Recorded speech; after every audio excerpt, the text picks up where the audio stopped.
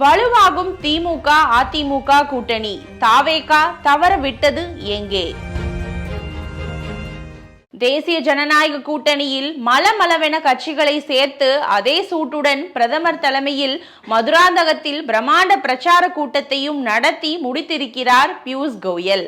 இதனால் தங்களின் கூட்டணியை பலப்படுத்திவிட்ட திருப்தியில் இருக்கிறது அதிமுக.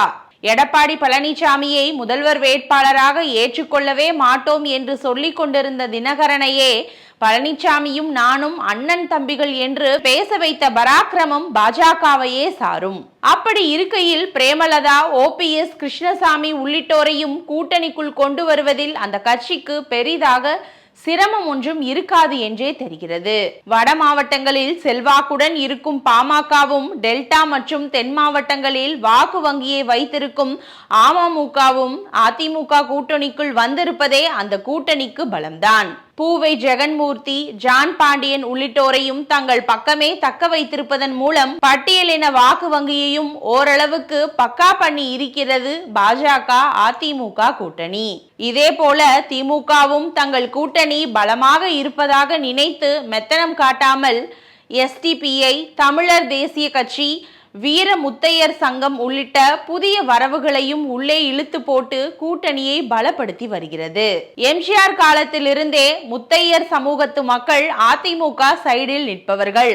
அப்படி இருக்கையில் வீர முத்தையர் சங்கத்தை திமுக தங்கள் அணிக்கு கொண்டு வந்திருப்பது ராஜதந்திர நடவடிக்கைதான். பாமகவின் ராமதாஸ் அணி, தேமுதிக உள்ளிட்ட கட்சிகளுடனான பேச்சுவார்த்தைகளையும் திமுக இன்னும் கைவிட்டு விடவில்லை. கூட்டணியை பலப்படுத்தும் அதே சமயம் மாற்று கட்சி முகாம்களில் இருக்கும் செல்வாக்கு புள்ளிகளை கட்சிக்குள் இணைக்கும் வேலைகளையும் சத்தமில்லாமல் செய்து கொண்டிருக்கிறது திமுக.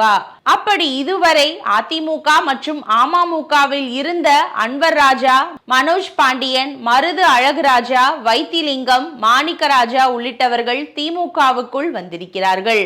அதே போல அதிமுகவும் தங்களிடமிருந்து திசை மாறி போனவர்களை மீண்டும் கழகத்துக்குள் இணைத்து வருகிறது.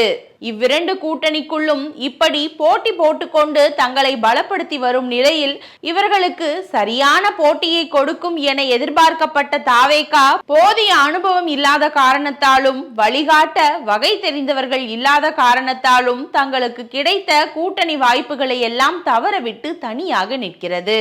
அமமுக, காங்கிரஸ், தேமுதிக உள்ளிட்ட கட்சிகள் தாவேகா கூட்டணிக்காக தவமிருந்த நிலையில் அதற்கு செயல் வடிவம் கொடுக்கும் எந்த முயற்சியிலும் அந்த கட்சி இறங்கியதாகவே தெரியவில்லை. அப்படி எதிலும் இறங்க முடியாத அளவுக்கு ஜனநாயகன் பட விவகாரத்துக்குள்ளும் கரூர் கூட்ட நெரிசல் வழக்கு விசாரணைக்குள்ளும் விஜயை தந்திரமாக முடக்கிவிட்டது பாஜக. ஆக மொத்தத்தில் அனுபவசாலிகள் தேர்தல் ஆட்டத்துக்கு ஆயத்தமாகி விட்டார்கள். புதிதாய் களத்துக்கு வந்தவர் கடை விரித்தேன் கொள்வாரில்லை என்பது போல நிற்கிறார்.